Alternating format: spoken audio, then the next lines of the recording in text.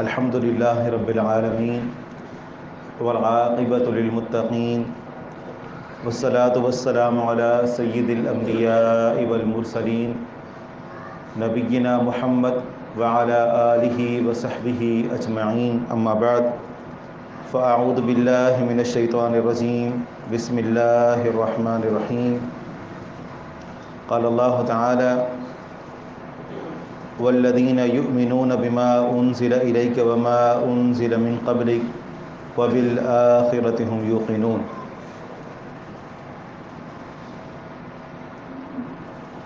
اللہ تبارک و تعالیٰ نے قرآن کریم کو لوگوں کے لیے ہدایت بنایا ہے۔ فرمایا کہ ھدی للناس، قرآن کریم لوگوں کے لیے ہدایت ہے۔ لیکن ہم دیکھتے ہیں کہ لوگ پھر بھی گمراہ ہیں۔ آپ نماز کے لیے آئے، کتنے سارے لوگ تھے کہ جن سے مارکیٹیں بھری پڑی ہیں لیکن ان کو نماز کی توفیق نہیں ہوئی۔ اللہ تعالیٰ کے راستے سے دور لوگ، جبکہ اللہ تبارک و تعالیٰ نے قرآن کریم کو ہدایت بنایا ہے۔ تو یہ ہدایت کن لوگوں کے لیے ہے؟ اللہ تبارک و تعالیٰ نے قرآن کریم کو جن لوگوں کے لیے ہدایت بنایا ہے، فرمایا کہ ھدی للمتقین، یہ پرہیزگاروں کے لیے ہدایت ہے۔ جو اپنے اندر پرہیزگاری پیدا کرے گا تو پھر قرآن کریم اس کے لیے ہدایت ہے۔ اور جو انسان اپنے نفس کو آزاد چھوڑ دے گا، پرہیزگاری کو نہیں اپنائے گا، تو انسان کا نفس انسان کو گمراہی اور تباہی میں دھکیل کر رہتا ہے۔ قرآن کریم متقین کے لیے ہدایت ہے۔ متقین کی کیا نشانیاں ہیں؟ ہمیں کیسے پتہ چلے گا کہ ہم متقی ہیں کہ نہیں ہیں؟ اللہ تعالیٰ نے پرہیزگار لوگوں کی نشانیاں بیان فرمائیں۔ ان میں سے ایک نشانی یہ بھی ہے، فرمایا کہ الذین یؤمنون بالغیب، جو غیب پر ایمان لاتے ہیں۔ وہ تمام باتیں جو شریعت نے ہمیں بتائی ہیں اور ہماری نظروں سے اوجھل ہیں، چھپی ہوئی ہیں، اگر ہمارا ان کے اوپر ایمان ہے تو پھر ہمارا شمار متقین میں ہو سکتا ہے۔ آگے اور بھی بہت ساری نشانیاں ہیں، لیکن یہ ایک نشانی ہے کہ جو لوگ متقی ہیں، پرہیزگار ہیں، وہ غیب پر ایمان لاتے ہیں۔ ایمان کے بارے میں جب ہماری گفتگو شروع ہوئی تھی تو ہم نے اللہ تعالیٰ پر ایمان، جو 6 ارکان پر مشتمل ہے، اس بارے میں ہم نے گفتگو کی تھی، اور دوسرے نمبر پر فرشتوں پر ایمان لانے کے حوالے سے ہم نے اپنے گفتگو کا آغاز کیا تھا۔ الحمدللہ گزشتہ 2 نشستوں میں فرشتوں پر ایمان کے حوالے سے ہماری گفتگو ہوئی۔ اگر ہم یہ معلوم کرنا چاہیں کہ فرشتوں پر ایمان کا کیا معنی ہوتا ہے، تو کیا آپ میں سے کوئی یہ بتا سکتا ہے کہ فرشتوں پر ایمان کا کیا مطلب ہے؟ ماشاءاللہ ہماری زندگیاں گزری ہیں، ہم نے مدارس میں تعلیم حاصل کی ہے، تو آپ میں سے کوئی بھی مجھے بتائے گا تو مجھے بہت خوشی ہوگی کہ فرشتوں پر ایمان کا کیا مطلب ہے۔ یہ ایک ہے، جی ہاں، اللہ تعالیٰ نے کہا کہ فرشتے ہیں، صحیح، تو ان کو ہم مانتے ہیں۔ ماشاءاللہ، شاباش، بہت اچھا۔ فرشتوں کے وجود پر ایمان لانا، فرشتے موجود ہیں، صحیح، کہ فرشتوں پر ہمارا ایمان ایسا ہو کہ فرشتے موجود ہیں۔ اس کے علاوہ بھی کچھ باتیں تھیں، کسی کو کچھ یاد ہو؟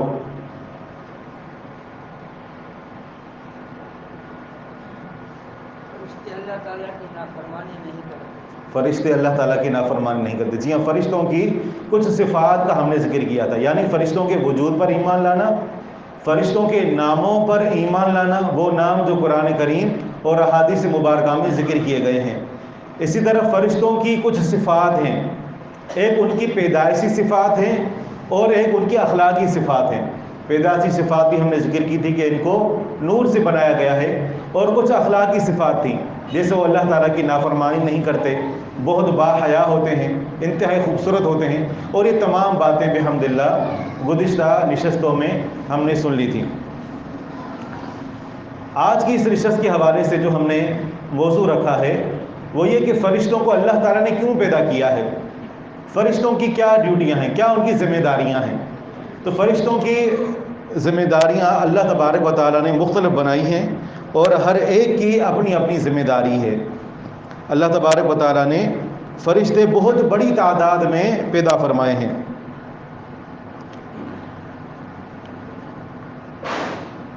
جیسے فرشتے ان میں سے کسی کو حکم دیا گیا کہ تم نے رکوع کرنا ہے تو اس کی ڈیوٹی یہی ہے کہ وہ مسلسل رکوع میں رہتا ہے، کبھی رکوع سے اپنا سر نہیں اٹھاتا، کبھی وہ تھکتا بھی نہیں ہے۔ کچھ فرشتے ایسے ہیں کہ جن کو اللہ تعالیٰ نے اس لیے پیدا کیا کہ سجدہ کریں، وہ پیدائش سے ہی سجدے کے اندر موجود ہیں، مسلسل سجدے میں اللہ تعالیٰ کی تسبیح بیان کر رہے ہیں اور اپنا سر سجدے سے نہیں اٹھاتے، ان کا کام ہی یہی ہے۔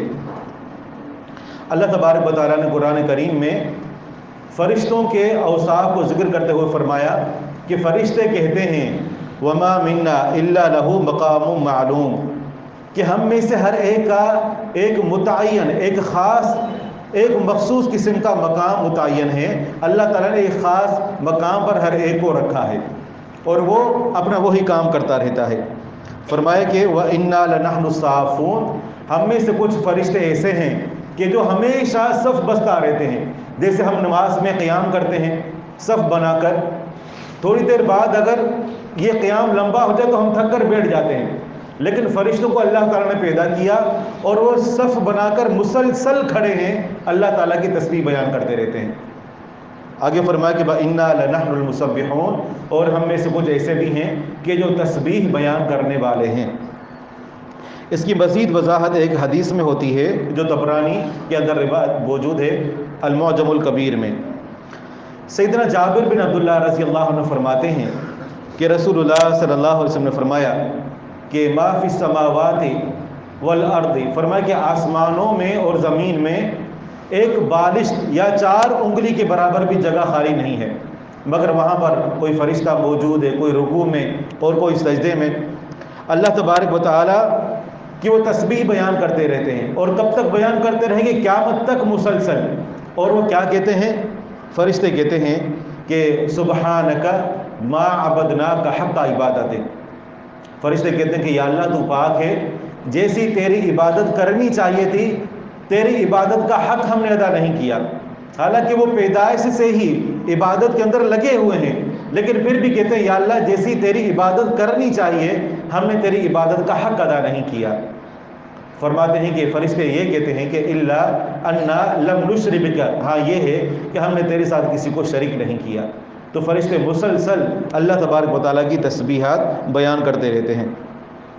انتہائی اختصار کے ساتھ ہم فرشتوں کی ڈیوٹیاں، ان کی ذمہ داریاں ذکر کریں گے تاکہ ہمیں معلوم ہو کہ فرشتوں پر ایمان لانے میں جو یہ بات داخل ہے وہ یہ کہ فرشتوں کی کیا کیا ذمہ داریاں ہیں، فرشتے ہمارے پاس یا اس کائنات کے اندر کون کون سے کام سر انجام دیتے ہیں۔ ان میں سے ایک اہم ترین ذمہ داری وحی کا پیغام لے کر آنا ہے۔ اللہ تبارک و تعالیٰ اولاد آدم میں سے جو سب سے زیادہ پاکیزہ دل کے لوگ ہوتے ہیں ان کو اپنی نبوت رسالت کے لیے چنتا ہے اور پھر ان کے اوپر جبریل علیہ السلام کو وحی دے کر بھیجتا ہے۔ یہ فرشتوں کی ایک ذمہ داری ہے۔ اللہ تبارک و تعالیٰ نے فرمایا وَإِنَّهُ لَتَنزِيلُ رَبِّ الْعَالَمِينَ نَزَلَ بِهِ الرُّوحُ الْأَمِينُ، یہ قرآن کریم اللہ تعالیٰ کی طرف سے نازل شدہ ہے، اور روح الامین، روح الامین یہ جبریل علیہ السلام کا لقب ہے کہ یہ روح ہے اور یہ امانت دار ہے۔ روح کیسے؟ کہ انسان کے جسم کے اندر اللہ تعالیٰ نے جو روح پیدا کی ہے اس روح کے ایک غذا ہے، اور وہ غذا کیا ہے؟ قرآن کریم ہے۔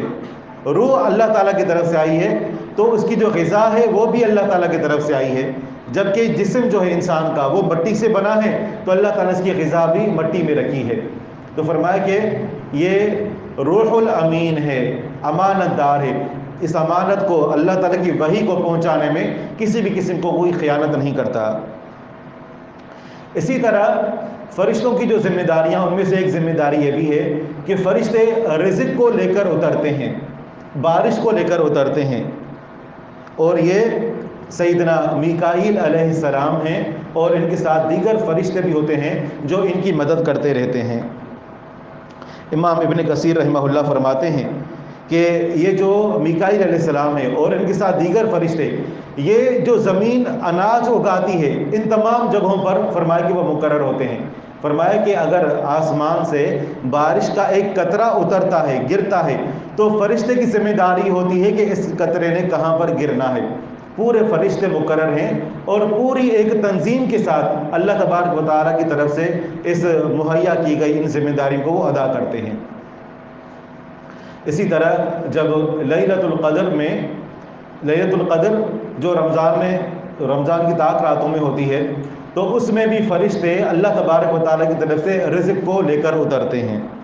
اسی طرح فرشتوں کی ذمہ داریوں میں سے ایک ذمہ داری جو اسرافیل کی ہے کہ جس نے سور پھونکنا ہے، اللہ تعالیٰ نے اس کی پیشانی میں سور کو بنا دیا ہے، اور رسول اللہ صلی اللہ علیہ وسلم کا فرمان ہے، فرمایا کہ میں کیسے خوش رہ سکتا ہوں کہ جب سے اللہ تبارک و تعالیٰ نے اسرافیل کو پیدا کیا ہے اور سور کو اس کی پیشانی میں بنا دیا ہے، اور وہ مسلسل اللہ تعالیٰ کے عرش کی طرف دیکھ رہا ہے کہ کب اللہ تعالیٰ کی طرف سے حکم آئے اور میں اس حکم کو پورا کروں۔ اور فرمایا کہ وہ فرشتہ اللہ تعالیٰ کے عرش کی طرف مسلسل دیکھ رہا ہے اور آنکھ چھپکتا بھی نہیں ہے، کہیں ایسا نہ ہو کہ اللہ تعالیٰ کا حکم آ جائے، میں آنکھ چھپکوں اور اس دوران اللہ کا حکم آ جائے اور آنکھ چھپکنے کے برابر بھی اس میں دیر ہو جائے۔ اس قدر اللہ تبارک و تعالیٰ کی یہ فرما بردار مخلوق ہے کہ ان میں سے سور کے اندر پھونکنا بھی ان کی ذمہ داری ہے۔ روایت میں اس کی وضاحت موجود ہے کہ سور در حقیقت ایک سینگ ہے۔ اللہ تبارک و تعالیٰ نے اس سینگ کو اس فرشتے کی پیشانی میں جوڑ دیا ہے، وہ کس طریقے سے کیفیت اللہ تعالیٰ جانتا ہے، لیکن جب فرشتہ سور کے اندر پہلی مرتبہ پھونکے گا تو جتنی بھی اولاد آدم کی روحیں ہیں وہ سب کی سب اس روح کے اندر چلی جائیں گی، پھر جب تک اللہ تعالیٰ چاہے گا مکمل طور پر فنا ہو جائے گا، سب کچھ ختم ہو جائے گا۔ پھر جب اللہ تبارک و تعالیٰ دوبارہ اس کو حکم دے گا اور دوبارہ وہ فرشتہ سور کے اندر پھونکے گا تو اس کے اندر سے جتنی بھی روحیں ہیں سب کی سب باہر نکلیں گی، اور تمام اولاد آدم کے جو جسم ہیں ان کے جسم کے اندر سرایت کر جائیں گی، اور اس کے بعد قیامت قائم ہوگی اور لوگ اپنی قبروں سے اٹھ کھڑے ہوں گے۔ تو یہ فرشتوں میں سے ایک فرشتے کی یہ بھی ذمہ داری ہے۔ اسی طرح انسانوں کے روحوں کو قبض کرنا، عام طور پر اس کے لیے جو ہم لفظ استعمال کرتے ہیں اسرائیل، جس کے لیے احادیث مبارکہ میں ملک الموت کا لفظ آیا ہے، تو اللہ تبارک و تعالیٰ نے ملک الموت کی ذمہ داری لگائی ہے کہ تم نے انسانوں کی روحیں قبض کرنی ہیں، لیکن یہ اکیلے نہیں ہوتے، ان کے ساتھ پوری ایک جماعت ہوتی ہے۔ اور روایات میں آتا ہے کہ انسان کی جو جتنی نسیں ہیں، رگیں ہیں، ایک ایک رگ میں انسان کی جو روح ہوتی ہے وہ جمع ہوتی ہے، اور جب انسان کی روح نکلنا شروع ہوتی ہے، اگر آپ نے کبھی کسی کا منظر دیکھا ہو کہ جس کی روح نکل رہی ہو تو سب سے پہلے اس کے پاؤں بے جان ہو جاتے ہیں، فرشتے ایک ایک جو ہے وہ نس میں سے ایک ایک قطرے کی طرح اس کی روح کو نکال کر جمع کرتے ہیں، اور جب ساری روح لا کر یا حلق کے اندر جمع ہو جاتی ہے تو پھر اس کے بعد وہ کھینچ کر نکالتے ہیں، اور یہ ملک الموت آخر میں ہوتا ہے کہ جو اس کو نکالتا ہے، جو ان فرشتوں کا سردار ہوتا ہے۔ تو یہ روحوں کو کھینچ کر نکالنے کی ذمہ داری بھی اللہ تعالیٰ نے فرشتوں کی لگائی ہے۔ اللہ تبارک و تعالیٰ کا فرمان ہے، فرمایا کہ وَلَوْ تَرَىٰ إِذِ الظَّالِمُونَ فِي غَمَرَاتِ الْمَوْتِ، کاش کہ آپ اس وقت دیکھ لیتے کہ جب یہ ظالم لوگ موت کی سختیوں میں ہوتے ہیں، وَالْمَلَائِكَةُ بَاسِطُو أَيْدِيهِمْ، اور فرشتے ان کی طرف اپنے ہاتھوں کو پھیلائے ہوئے ہوتے ہیں اور ان کو کہتے ہیں اخرجوا انفسکم، تم اپنے نفسوں کو ہمارے حوالے کرو، ان کو نکالو۔ اور روایت کے مطابق گنہگار انسان کی جو روح ہے وہ مزید جسم کے اندر چھپنا شروع ہو جاتی ہے۔ فرمایا کہ الیوم تجزون عذاب الہون، کہ آج تمہیں رسوا کن عذاب کی سزا دی جائے گی۔ فرشتے اس وقت ہی انسان کو یہ سزا کی خوشخبری سناتے ہیں۔ کس طریقے سے؟ بس اوقات انسان بات کر رہا ہوتا ہے، اسی وقت اس کی روح قبض ہو جاتی ہے، چند سیکنڈ بھی نہیں لگتے۔ یہ اللہ تعالیٰ کے لیے ممکن ہے کہ اللہ تعالیٰ وقت کو پھیلا دے، ایک سیکنڈ کو کئی گھنٹوں کے اندر پھیلا دے اور تمام تر مراحل اس کے اندر طے ہوں۔ اللہ تعالیٰ اس بات پر قادر ہے۔ ہم دیکھتے ہیں نا کہ انسان مر رہا ہوتا ہے، سیکنڈوں میں اس کی روح قبض ہو جاتی ہے، تو یہ سارے معاملے، فرشتوں کا آنا، روح کا قبض کرنا، اس کو خوشخبری دینا، یہ سیکنڈوں میں کیسے ہو جاتا ہے؟ تو اللہ تبارک و تعالیٰ نے جس طریقے سے جو معراج کی رات تھی، معراج کی رات جب اللہ تعالیٰ نے جناب محمد رسول اللہ صلی اللہ علیہ وسلم کو آسمانوں پر بلایا، پہلے استراء کرائی بیت المقدس تک اور اس کے بعد آسمانوں تک بلایا، جنت جہنم کی سیر کرائی گئی، مختلف عذاب اور نعمتیں دکھائی گئی، ایک ہی رات کے ایک حصے میں، اور آپ علیہ الصلوۃ والسلام واپس آ گئے، کیسے ممکن ہے؟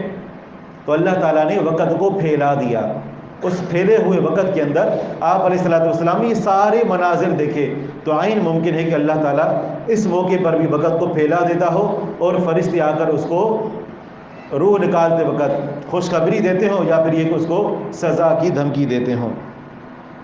فرشتوں کی جو ذمہ داریاں ہیں ان میں سے ایک مزید ذمہ داری یہ بھی ہے کہ فرشتے انسان کو مختلف قسم کی آفتوں سے محفوظ رکھتے ہیں۔ آپ نے دیکھا ہوگا کہ کبھی کہیں زلزلہ آ جاتا ہے، بس اوقات 24 گھنٹے 48 گھنٹے گزر جاتے ہیں، جب وہاں سے کھودا جاتا ہے تو لوگ زندہ نکلتے ہیں۔ ایسے کیسے ممکن ہے؟ اللہ تبارک و تعالیٰ اپنے بندوں کی بسا اوقات حفاظت کرتا ہے۔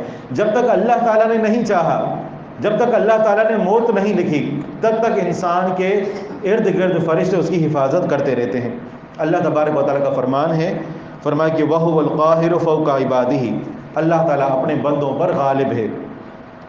وَيُرْسِلُ عَلَيْكُمْ حَفَظًا، اللہ تعالیٰ تمہارے اوپر محافظ فرشتے بھیجتا ہے کہ جو تمہاری حفاظت کرتے ہیں، تمہارے ارد گرد ہوتے ہیں۔ آپ نے دیکھا ہوگا کہ بسا اوقات حادثے ہوتے ہوتے رہ جاتے ہیں، انسان بسا اوقات بالکل قریب ہوتا ہے کسی جگہ سے گرنے کے، یا کسی گاڑی میں لگنے کے، یا بجلی میں ہاتھ ڈالنے کے، اللہ تبارک و تعالیٰ وہاں سے بچا لیتا ہے۔ بسا اوقات بچہ گر رہا ہوتا ہے، اچانک کسی کا ہاتھ پڑ جاتا ہے اور بچہ محفوظ رہتا ہے۔ یہ اللہ تبارک و تعالیٰ کے فرشتے ہوتے ہیں جو انسان کے ارد گرد انسان کی حفاظت کر رہے ہوتے ہیں۔ تو یہاں سے ہمیں یہ بات معلوم ہونی چاہیے کہ جب تک اللہ تعالیٰ نے نہیں لکھا تب تک ہمیں کوئی بھی نقصان نہیں پہنچا سکتا، لہذا اپنی تمام تر امیدیں اور تمام تر خوف اللہ تعالیٰ سے ہی ہونا چاہیے۔ اللہ تبارک و تعالیٰ نے ایک اور موقع پر فرمایا لَهُ مُعَقِّبَاتٌ مِّن بَيْنِ يَدَيْهِ وَمِن خَلْفِهِ يَحْفَظُونَهُ مِنْ أَمْرِ اللَّهِ، کہ انسان کے آگے پیچھے فرشتے نگران مقرر ہیں جو اللہ کے حکم سے اس کی حفاظت کرتے ہیں۔ اس آیت کریمہ کی تفسیر میں عظیم مفسر قرآن سیدنا مجاہد رحمہ اللہ فرماتے ہیں کہ ہر بندے کے لیے ایک فرشتہ مقرر ہوتا ہے جو جاگتے اور سوتے ہوئے انسان کی حفاظت کرتا ہے کیڑوں مکوڑوں سے اور تمام چیزوں سے، جو بھی چیز اس کے آگے آتی ہے، قریب آتی ہے، فرماتے ہیں کہ فرشتہ مقرر ہوتا ہے جو انسان سے اس کیڑوں مکوڑوں ان چیزوں کو دور کرتا ہے۔ لیکن جب انسان کی روح قبض ہو جاتی ہے اور انسان کو بس اوقات دنیا کے اندر ہی موجود ہوتا ہے یا قبر میں اس کو ڈال دیا جاتا ہے، تو حشرات الارض آ کر اس کو چٹ کر دیتے ہیں، کیوں؟ فرشتے اس سے دور ہو گئے، تو اب اس کی حفاظت کے اوپر کوئی بھی نگران مقرر نہیں ہے۔ ہاں یہ ہے کہ اللہ تبارک و تعالیٰ اس موقع پر بھی کچھ لوگوں کی روحوں کی، کچھ لوگوں کے جسموں کی حفاظت فرماتا ہے۔ سیدنا جابر بن عبداللہ رضی اللہ عنہ اپنے والد سیدنا عبداللہ رضی اللہ عنہ کا قصہ بیان کرتے ہیں، کہتے ہیں کہ میرے جو والد تھے سیدنا عبداللہ رضی اللہ عنہ، جنگ بدر شروع ہونے سے پہلے انہوں نے مجھے ایک رات پہلے بلایا اور مجھے کہا کہ میرے بیٹے مجھے لگتا ہے کہ کل میں شہید ہو جاؤں گا، اور اگر میں کل شہید ہو جاؤں تو میرے ذمہ جو قرض ہے وہ قرض تم نے ادا کرنا ہے، اور تمہاری جو بہنیں ہیں ان بہنوں کا تم نے خیال کرنا۔ فرماتے ہیں کہ دوسرے دن جیسے ہی جنگ کا آغاز ہوا، میرے والد ان پہلے لوگوں میں شامل تھے کہ جنہوں نے جنگ کے آغاز میں ہی جام شہادت نوش کیا، پہلے ہی دن میں اور پہلے ہی وقت میں وہ شہید ہو گئے۔ فرماتے ہیں اس کے بعد جب جو شہید تھے ان کی لاشوں کو اکٹھے کیا گیا تو دو مسلمانوں کو اکٹھے دفن کیا گیا۔ فرماتے ہیں کہ ان میں میرے والد عبداللہ رضی اللہ عنہ اور ایک اور صحابی تھے، دونوں کے لیے ایک قبر کھودی گئی اور دونوں کے قبر کے اندر لٹایا گیا۔ فرماتے ہیں کہ 6 مہینے گزر گئے، مسلسل میرے دل میں بات آتی کہ کاش کہ میں اپنے والد کو علیحدہ دفن کرتا۔ کہتے ہیں کہ میرا دل مطمئن نہیں ہوا، پھر میں نے کیا کہ اپنے والد کی 6 مہینے بعد قبر جا کر کھودی، اور فرماتے ہیں کہ میں دیکھ کر دنگ رہ گیا کہ ان کا جو کفن ہے وہ بھی میلا نہیں ہوا تھا، ان کے جسم میں کسی قسم کی کوئی تبدیلی نہیں ہوئی تھی، صرف کان کے قریب، کان کے نیچے چھوٹی سی جگہ اس کا بھی تھوڑا سا رنگ تبدیل ہوا تھا، باقی ان کا پورا جسم ویسے ہی محفوظ تھا، اور ایسے لگ رہا تھا کہ ابھی ان کو تیروں سے اور تلواروں سے زخمی کیا گیا ہے اور ان کا خون تک تازہ تھا۔ تو اللہ تبارک و تعالیٰ زمین کو اس طریقے سے بھی اپنے نیک اور صالح بندوں کی حفاظت کرنے کا حکم ادا فرماتا ہے۔ تو یہ کیڑے مکوڑے جو انسان کے جسم کو کھانے کے لیے آتے ہیں، اللہ تعالیٰ کی حفاظت جب ہٹ جاتی ہے تو پھر یہ آگے بڑھتے ہیں، اور جب انسان زندہ ہوتا ہے تو فرشتے ارد گرد پھیر کر یہ انسان کی حفاظت کر رہے ہوتے ہیں، ہر طرح کے نقصان سے انسان کو بچاتے ہیں۔ فرشتوں کی ذمہ داریوں میں سے ایک ذمہ داری یہ بھی ہے کہ ابھی اس وقت موجودہ دور میں، یعنی آج کل یہ جو ہمارے دن گزر رہے ہیں، اللہ تعالیٰ کا جو عرش ہے اس عرش کو 4 فرشتوں نے اٹھایا ہوا ہے، اور فرشتے کتنے بڑے ہیں؟ آپ علیہ الصلوۃ والسلام نے فرمایا کہ اللہ تعالیٰ نے مجھے حاملین عرش، جو عرش کو اٹھائے ہوئے فرشتے ہیں، ان میں سے ایک فرشتے کے بارے میں اجازت دی کہ میں بتاؤں کہ اس کا جسم کتنا بڑا ہے۔ فرمایا کہ اس کے جسم کی یہ جو کان کی لو ہے یہاں سے لے کر اس کے کندھے تک یہ 500 سال تک کا فاصلہ ہے۔ اتنے بڑے فرشتے، ان میں سے 4 فرشتوں نے اللہ تبارک و تعالیٰ کے عرش کو اٹھایا ہوا ہے، اور جب قیامت کا دن ہوگا تو اللہ تعالیٰ 4 فرشتوں کو مزید بھیج دے گا کہ جو اللہ تعالیٰ کے عرش کو اٹھائیں گے، اور پھر اللہ تعالیٰ کے عرش کو اٹھا کر وہ میدان محشر میں لے آئیں گے۔ کیسے؟ اس کی کیفیت کو اللہ تعالیٰ جانتا ہے، لیکن وہ اللہ تعالیٰ کے عرش کو اٹھائیں گے، اللہ تعالیٰ کے عرش کو اٹھا کر وہ میدان محشر کے اندر لے آئیں گے۔ اللہ تبارک و تعالیٰ نے فرمایا وَيَحْمِلُ عَرْشَ رَبِّكَ فَوْقَهُمْ يَوْمَئِذٍ ثَمَانِيَةٌ، کہ اس دن تیرے رب کو 8 فرشتوں نے اٹھایا ہوا ہوگا۔ اسی طرح فرشتوں کی ذمہ داری میں سے ایک ذمہ داری یہ بھی ہے کہ فرشتے لوگوں کو مختلف قسم کے عذاب دینے کے لیے جہنم کے اندر ان کو جو وہ داروغہ بنایا گیا ہے، اور وہ مسلسل سزا کی تیاری دینے میں مصروف ہیں۔ جیسے ایک آگ بھڑکائی جاتی ہے تو کچھ فرشتے ایسے ہیں کہ جو مسلسل جہنم کی آگ کو بھڑکا رہے ہیں، وہ کچھ فرشتے ایسے ہیں جو مسلسل ہتھوڑوں کو اور مختلف قسم کی جو ہے وہ سزائیں دینے کے جو آلات ہیں ان کو وہ تیار کر رہے ہیں، تیز کر رہے ہیں۔ تو کچھ فرشتے ایسے ہیں کہ جن کو اللہ تعالیٰ نے جہنم کے عذابوں کے اوپر مسلط کیا ہوا ہے۔ اللہ تبارک و تعالیٰ ہم سب کو جہنم کی آگ اور ان کے عذابوں سے محفوظ رکھے۔ اللہ تبارک و تعالیٰ نے فرمایا وما ادراک ما سقر، تمہیں کیا معلوم کہ جہنم کیا ہے، سقر کیا ہے؟ لا تبقی ولا تذر، وہ تو ایسی ہے کہ جو نہ انسان کو باقی رکھے گی، انسان کو باقی رکھے گی، اور نہ ہی انسان کو چھوڑے گی، نہ تو انسان کو مکمل طور پر تباہ کر دے گی، ختم کر دے گی کہ انسان کو موت آ جائے، اور نہ ہی انسان کو زندہ رہنے دے گی۔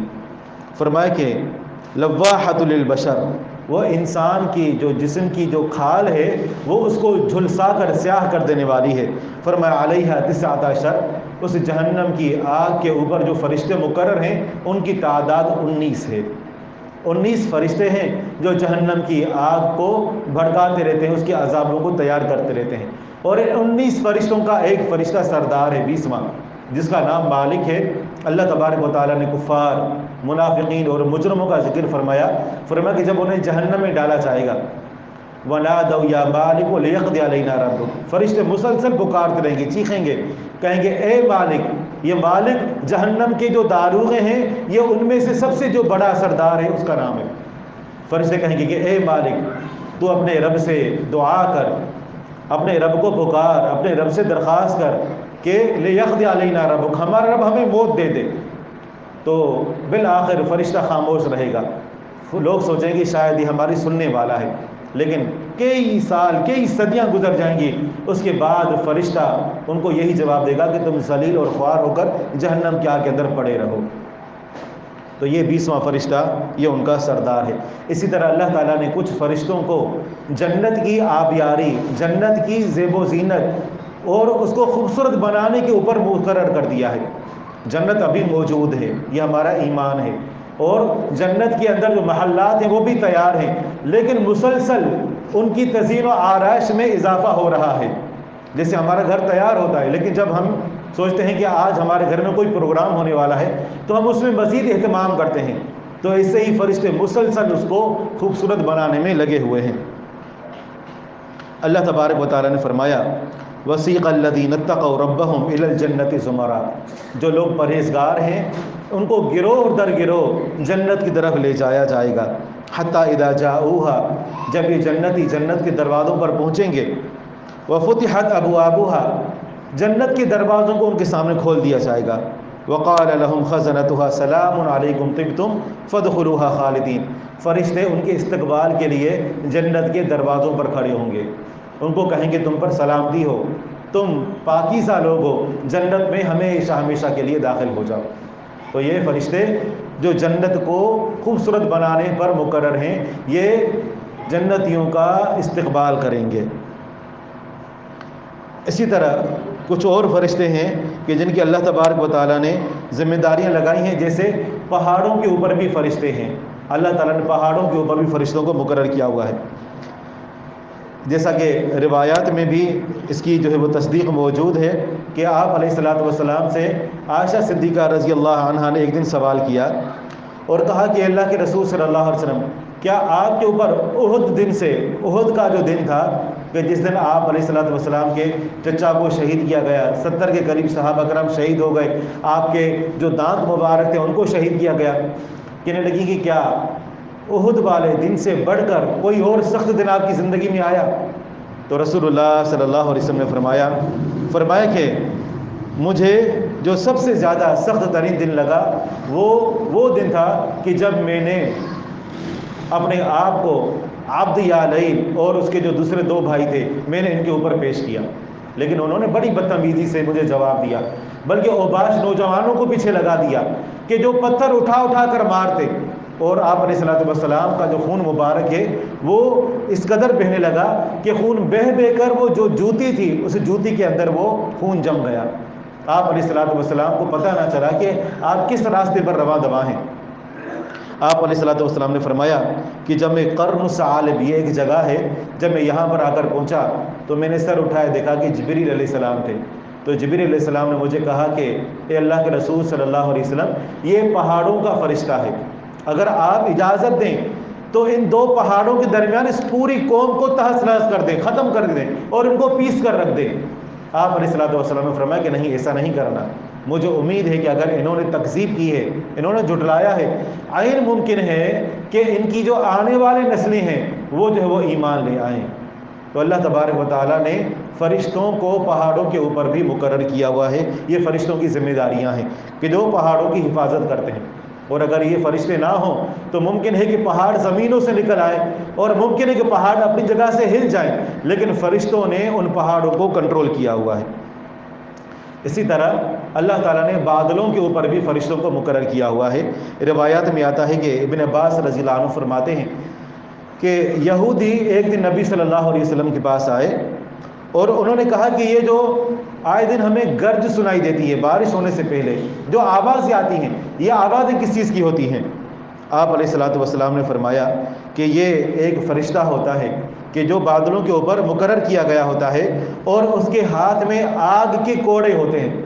وہ فرشتہ جب ان کو ہانکتا ہے اور اس آگ کے کوڑے کے ذریعے سے اللہ تعالیٰ کے حکم سے بادلوں کو ایک جگہ سے دوسری جگہ تک لے جاتا ہے، یہ جو فرشتے کے آگ کے کوڑے کی وجہ سے یہ بادل آپس میں ٹکراتے ہیں، تو فرمایا کہ اس سے جو آواز نکلتی ہے یہ گرج کی آواز ہے، اور ایک روایت کے اندر الفاظ ہیں کہ یہ جو آواز ہے یہ فرشتے کی آواز ہوتی ہے، اور یہ آواز سن کر بس اوقات انسان کا دل ڈر جاتا ہے۔ رسول اللہ صلی اللہ علیہ وسلم نے کچھ قبر کے اندر جو فرشتے ہیں فرمایا کہ ان کے بھی اوصاف بیان فرمایا، جو انتہائی سیاہ رنگ کے ہوں گے اور ان کی آنکھیں بہت زیادہ نیلی ہوں گی، اور ان کے جو دانت ہوں گے وہ گائے کے جیسے سینگ ہوتے ہیں، ان سینگوں کی طرح وہ دانت اس کے نکلے ہوئے ہوں گے، اور جب وہ بات کریں گے تو جس طرح سے گرجنے کی آواز آتی ہے اس طریقے سے ان کی آواز ہوگی۔ ذرا اندازہ لگا کہ جب قبر کی اندھیرے، قبر کی تنہائیاں، اس صورت میں اتنا خوفناک منظر، اتنے خوفناک فرشتے اور اتنی بھیانک آواز، کون انسان ہوگا کہ جو اس وقت وہاں پر ثابت قدم رہ کر اور فرشتوں کے سوالوں کا جواب دے سکے گا؟ تو یہ فرشتے ہیں کہ جن کی اللہ تبارک و تعالیٰ نے یہ بادلوں کے اوپر بھی ذمہ داریاں لگائی ہوئی ہیں۔ اسی طرح جب انسان اپنی ماں کے پیٹ میں ایک چھوٹے سے قطرے نطفے کی صورت میں ہوتا ہے تو اللہ تعالیٰ وہاں پر بھی فرشتے کو مقرر کر دیتا ہے کہ جو اس کی حفاظت کرتا ہے۔ اور جب ایک وقت آتا ہے کہ جب یہ بچہ 4 مہینے کی عمر کو پہنچتا ہے، یہ جو نطفہ ہوتا ہے، تو اللہ تبارک و تعالیٰ سے یہ فرشتہ مخاطب ہوتا ہے۔ فرشتہ کہتا ہے کہ اے رب یہ ابھی نطفہ ہے، پھر کہتا ہے یا اللہ یہ ابھی خون بن گیا، یا اللہ ابھی گوشت بن گیا، یا اللہ ابھی اس کو لڑکا بناؤں یا لڑکی بناؤں، یا اللہ ابھی اس میں کب روح پھونکوں؟ پھر اللہ تبارک و تعالیٰ اس کو 4 چیزوں کے لکھنے کا حکم دیتا ہے. فرماتا ہے کہ تم لکھو کہ یہ بچہ اس کی عمر کتنی ہوگی، اس کو موت کب آئے گی، اور یہ کہ یہ نیک بخت ہوگا یا بدبخت ہوگا، اس کو پوری زندگی میں کتنا رزق ملے گا. فرماتا ہے کہ تم یہ ساری چیزیں لکھ لو. انسان جب ابھی ماں کے پیٹ میں ہوتا ہے تو اللہ تعالیٰ کی طرف سے اس کا جو رزق ہے وہ لکھ دیا جاتا ہے. لیکن جب ہم دنیا میں آتے ہیں، بچے ہوتے ہیں والدین پالتے ہیں، بڑے ہوتے ہیں تو سمجھتے ہیں کہ ساری کمانے کی ذمہ داری ہمارے اوپر آ گئی، لہذا حلال حرام کی تمیز کیے بغیر ہم جمع کرتے چلے جاتے ہیں. ایک شخص کے بارے میں آج مجھے پتہ چلا، اس کا کاروبار حرام کا ہے، لیکن وہ کتنا کما لیتا ہے؟ ماہانہ اپنے اس حرام کے کاروبار سے 8 لاکھ روپے وہ ماہانہ کما رہا ہے. بس اوقات وہ دیکھیں کہ چھوٹا سا جو اس کا جو معمولی سا کام ہے، لیکن وہ کاروبار حرام کا ہے، حرام کی چیزیں وہ بیچتا ہے اور اتنا زیادہ کما رہا ہے. ذرا سوچیں، اگر حلال کی آمدنی ہو اور مناسب ہو تو کیا اس سے انسان کا گزارا نہیں ہو سکتا؟ اللہ تبارک و تعالیٰ نے حلال میں برکت رکھی ہے، کتنا ہی تھوڑا کیوں نہ ہو، لیکن اس سے انسان کا گزارا ہو جاتا ہے.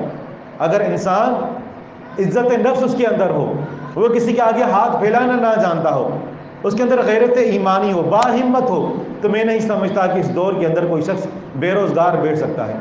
ہاں، مختلف ہیلے بہانے سے ہم اپنے آپ کو مساجد کے اندر روک لیتے ہیں. میری ایک شخص سے بات ہوئی، کہنے لگا کہ میں کام پر اس لیے نہیں جاتا کیونکہ وہاں پر کوئی مسجد قریب نہیں ہے کہ جہاں پر میں با جماعت نماز ادا کر سکوں. تو کیا ہم اکیلے نماز ادا نہیں کر سکتے اگر کوئی مسجد نہ ہو تو؟ عمر رضی اللہ عنہ نے کچھ لوگوں کو، نوجوانوں کو دیکھا مسجد کے اندر بیٹھے ہوئے تھے، ان کو مسجد سے نکال کر بھگا دیا. فرمایا کہ باہر نکلو، جا کر کام کرو، آسمان سے کوئی سونا چاندی نہیں اترے گا کہ جو تمہارے پیٹ بھرے گا. آپ اپنے ماحول میں باتیں سنتے ہیں کہ جو اہل حدیثوں کی مساجد کے اندر چلے گئے وہ کام کاج سے گئے، اور عام طور پر ایسا ہوتا بھی ہے. کیا مساجد کے کیا ہوئے کہ سارے کام کاج چھوڑ کر مسجد کے ہی ہو کر بیٹھ جاتے ہیں. دین اسلام نے یہ ہمیں تعلیم نہیں دی. دین نے تو یہاں تک کہا ہے فَإِذَا قُضِيَتِ الصَّلَاةُ فَانتَشِرُوا فِي الْأَرْضِ، نماز ختم ہو جائے زمین میں پھیل جاؤ. اللہ تعالیٰ کا جو فضل ہے، اللہ تعالیٰ کا جو رزق ہے، اس کو تم تلاش کرو. تو یہ رزق جو ہے یہ انسان ماں کے پیٹ میں ہوتا ہے اور اللہ تعالیٰ نے اس رزق کو لکھ دیا ہوتا ہے. ہاں، یہ انسان کی ذمہ داری ہے کہ انسان اس رزق کو تلاش کرنے کے لیے نکلے. آپ علیہ الصلوۃ والسلام کا فرمان ہے، جیسے انسان کو موت تلاش کرتی ہے ویسے ہی انسان کو انسان کا رزق بھی تلاش کرتا ہے اور انسان کو آ کر مل کر رہتا ہے. اسی طرح جن فرشتوں کی ذمہ داریاں ہیں ان میں سے کچھ فرشتے ایسے ہیں جو دعا پر مقرر ہیں. 2 فرشتوں انسان کے دائیں بائیں اعمال لکھ رہے ہیں، ایک اضافی فرشتہ ہوتا ہے. فرمایا کہ جب کبھی وہ انسان اپنے مسلمان بھائی کے لیے دعا کرتا ہے تو فرشتہ کہتا ہے آمین وَلَكَ بِمِثْلٍ، کہ اللہ تعالیٰ تمہاری دعا کو قبول فرمائے اور تمہیں بھی وہی چیز عطا فرمائے جو تم نے اپنے بھائی کے لیے مانگی ہے. اور فرشتوں کی دعا اللہ تعالیٰ کیسے رد کرے گا؟ اس قدر پاکیزہ فطرت کے کہ جن سے کوئی گناہ نہیں ہوا، جب وہ اللہ تعالیٰ سے مانگیں گے اللہ تعالیٰ کو کیوں نہیں دے گا؟ تو ہم بس اوقات اپنے مسلمان بھائیوں کے لیے دعا کرنے میں بخل سے کام لیتے ہیں. اگر یاد آ بھی جائے تو ہم ان کے لیے دعا نہیں کرتے. تو ہم جتنے زیادہ اپنے مسلمان بھائیوں کے لیے دعا کریں گے اتنا زیادہ فرشتے ہمارے لیے دعا کریں گے.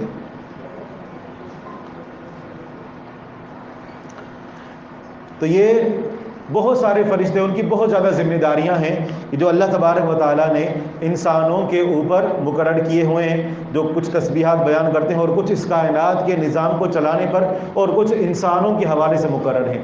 اور جو 2 فرشتے وہ مسلسل ہر وقت انسان کے ساتھ رہتے ہیں، لیکن جب انسان کسی معاذ اللہ برائی کے قریب جاتا ہے تو وہ فرشتے اس سے ہٹ جاتے ہیں. جب وہ قضاء حاجت کے لیے جاتا ہے تو اس وقت وہ فرشتے اسے ہٹ جاتے ہیں، باقی ہر وقت مسلسل انسان کی وہ حفاظت کرتے رہتے ہیں. تو فرشتوں پر ایمان کے حوالے سے یہ کچھ مختصر سی گزارشات تھیں. اللہ تبارک و تعالیٰ سے دعا کرتے ہیں کہ رب العالمین ہمیں توفیق عطا فرمائے کہ فرشتوں پر جو ایمان لانے کا حق ہے اس کی اللہ تبارک و تعالیٰ ہمیں سمجھ دے، اور ہمارا ویسا ایمان ہو کہ جیسا کہ شریعت اسلامیہ کو مطلوب ہے، جیسا کہ اللہ تعالیٰ نے اس کے رسول صلی اللہ علیہ وسلم نے ہمیں تعلیم دی ہے. رب العالمین سے دعا ہے کہ رب العالمین جو کچھ سنا سنایا عمل کرنے کی توفیق عطا فرمائے. وآخر دعوانا ان الحمدللہ رب العالمین. اس ویڈیو کو زیادہ سے زیادہ شیئر کیجیے اور ہمارے چینل سبحانی مسجد لیاری کو سبسکرائب کیجیے اور صدقہ جاریہ کے مستحق بنیے۔ جزاکم اللہ خیرا کثیرا فی الدنیا والآخرہ۔